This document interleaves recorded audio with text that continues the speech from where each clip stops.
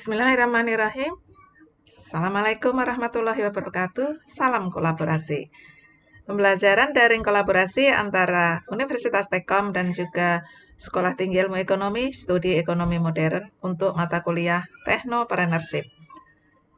Kali ini kita sudah berada di pertemuan yang ketiga dengan materi mengenai Technopreneurship di era digital. Nah, langsung saja apa saja yang akan kita bahas di pertemuan yang ketiga ini. Di akhir pembelajaran, mahasiswa mampu mengetahui bagaimana di era digital perbedaan antara konsumen konvensional dan juga konsumen digital. Kemudian mengetahui bagaimana persiapan untuk menjadi seorang technopreneur.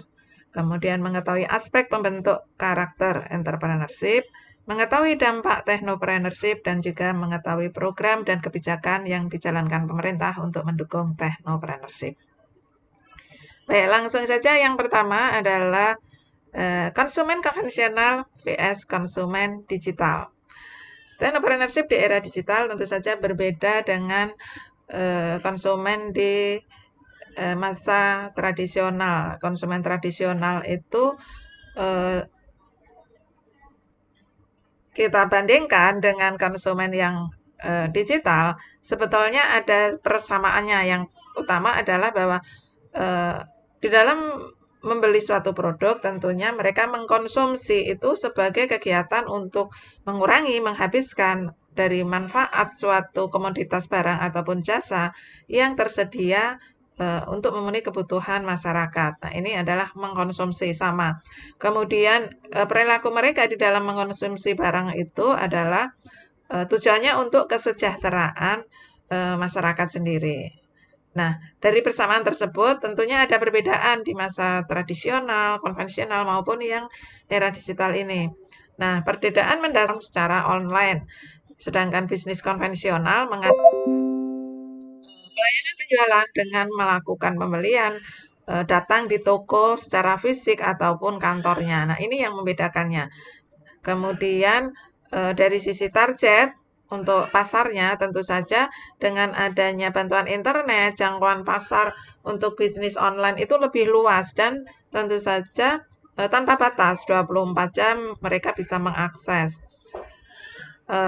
Untuk target pasarnya bisa secara nasional bahkan secara internasional untuk yang konsumen digital. Sedangkan untuk konsumen konvensional adalah lebih sempit lagi. Jadi konvensional ini konsumennya adalah fokus di target pasar secara lokal. Sedangkan untuk promosi yang dijalankan bisnis digital itu cenderung menggunakan pemasaran secara digital. Jadi melalui iklan secara online ataupun dengan media sosial. Sedangkan promosi yang dijalankan untuk konsumen secara konvensional itu secara sederhana dengan menyebarkan brosur ataupun mereka melakukan iklan di media cetak. Sedangkan analitik datanya, nah untuk bisnis secara digital, mereka meng-create pelanggannya ataupun mendata pelanggannya itu secara akurat dan rinci karena ada database-nya. Sedangkan untuk konsumen konvensional itu perilaku mereka untuk pelanggan itu kurang terperinci. Jadi bagaimana mendata pelanggannya itu kurang terperinci karena terkadang tidak didata. Ini perbedaan mendasar di era digital. Bagaimana konsumen digital tersebut dengan konsumen yang konvensional. Nah, dari sini mahasiswa ataupun kalayak masyarakat yang ingin menjadi seorang entrepreneur, technopreneur, apa yang harus dipersiapkan? Nah, yang utama di sini yang pertama karena jangkauan pasarnya lebih luas dengan waktu 24 jam per hari. Ini membuka bisnis digital ini harus siap untuk dapat melayani pelanggan kita secara 24 jam per harinya ini. Kemudian juga harus siap memberikan respon terhadap berbagai pertanyaan ataupun komplain yang ada dari pelanggan kita. Karena pelanggan kita itu sekarang tentunya mereka mengutamakan kepuasan.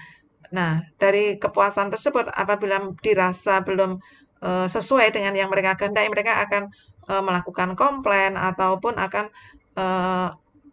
mempertanyakan ini. Nah, kita harus siap untuk meresponnya. Kemudian siap membuat support system bagi pelanggan. Jadi mendukung pelanggan apa yang mereka inginkan. Jadi kita memberikan fasilitas, bagaimana pelayanan yang baik, misalnya untuk mengecek barang yang ada itu sudah sampai di mana. Nah, ini bisa ada fasilitas tracking ataupun yang lainnya. Kemudian siap dengan metode pembayaran yang aman dan terpercaya. Nah, adanya digitalisasi ini terkadang sebagian masyarakat belum siap ataupun pengguna itu tidak mampu menggunakannya. Nah, ini bagaimana kita melayani mereka dengan berbagai metode pembayaran yang tentunya memudahkan mereka dan aman serta terpercaya. Kemudian siap memberikan kualitas barang sesuai yang dijanjikan. Ketika kita melakukan promosi, iklan mengenai produk kita di media sosial, tentunya ini harus sesuai dengan apa yang kita janjikan ketika barang sampai di konsumen. Nah, ini adalah beberapa persiapan mendasar untuk menjadi technopreneur. Selanjutnya, bagaimana dengan adanya technopreneurship ini? Dampaknya apa? Nah, dampak technopreneurship sendiri itu tidak hanya bermanfaat bagi industri besar, tetapi bagi pelaku UMKM kecil ataupun bagi masyarakat dengan ekonomi lemah itu juga akan terdampak sehingga mendukung adanya pembangunan yang berkelanjutan. Nah, dampak ini bisa memiliki dampak dalam ekonomi, sosial, ataupun lingkungan.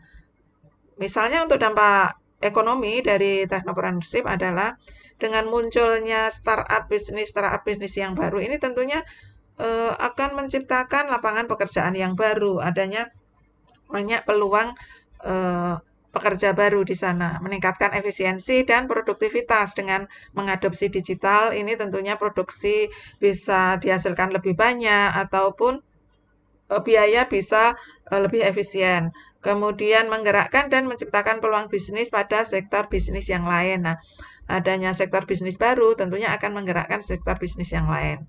Ini adalah dampak ekonomi sehingga dapat mensejahterakan perekonomian masyarakat, pembangunan negara. Kemudian bagaimana dengan dampak budaya? Nah, budaya ini membentuk kepribadian seseorang. Adanya budaya ini budaya yang baru ini akan menjadikan budaya baru yang lebih produktif. Misalnya adanya perilaku konsumen yang berubah dari pembelian offline ke pembelian online ini juga membentuk budaya baru. Bagaimana mereka sudah terbiasa dengan menggunakan gadgetnya untuk melakukan aktivitas misalnya di dalam perdagangan. Kemudian memberikan solusi masalah secara sosial. Nah, ini juga menimbulkan banyaknya pengangguran. Ini bisa mengurangi pengangguran dengan adanya munculnya startup baru ini. Jadi bisa solusi-solusi masalah sosial seperti pengangguran bisa lebih dikurangi.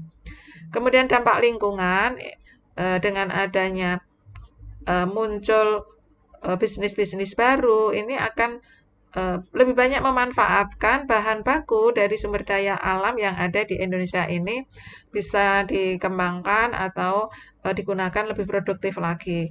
Kemudian meningkatkan efisiensi penggunaan sumber daya, ya terutama adalah sumber daya energi.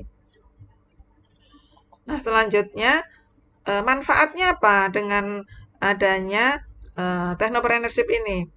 Nah, tadi dikatakan tidak hanya bermanfaat untuk pelaku bisnis, untuk industri besar, atau munculnya startup baru, tetapi technopreneurship sendiri itu juga bermanfaat bagi lembaga akademik seperti perguruan tinggi ataupun bagi mahasiswa sendiri.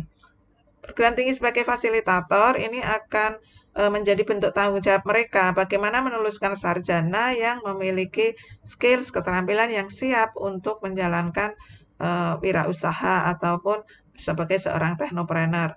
Kemudian ini juga menjadi jawaban bagaimana kurikulum ini sesuai dengan apa yang menjadi permintaan industri. Jadi mutu itu lebih ditingkatkan lagi. Juga adanya komunikasi interaksi antara perguruan tinggi bersama stakeholder-nya antara alumni, mahasiswa, dosen, ataupun sebagai pemilik perguruan tinggi tersebut.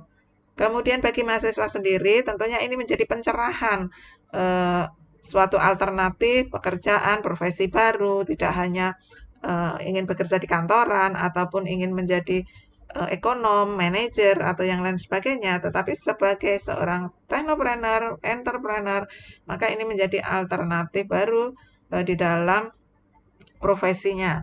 Kemudian memiliki base skill, jadi memiliki dasar keterampilan yang memadai terutama di bidang teknologi informasi. Kemudian mendapatkan pengetahuan dasar, teori-teori konsep-konsep dasar dan praktek tentang kewirausahaan ataupun technopreneurship. Memperoleh akses untuk membangun networking di dunia bisnis ketika mereka magang. Nah, ini akan memperoleh networking yang baik di dalam dunia bisnis. Ya, demikian sekilas pembahasan kita mengenai entrepreneur di era digital. Di akhir sesi, slide terakhir ada kuis, nanti bisa dijawab kuisnya untuk mengevaluasi apa yang sudah disampaikan ini bisa diterima mahasiswa. Baik, terima kasih untuk atensi mahasiswa. Kita cukupkan dulu. Sampai ketemu di pertemuan mendatang. Wassalamualaikum warahmatullahi wabarakatuh.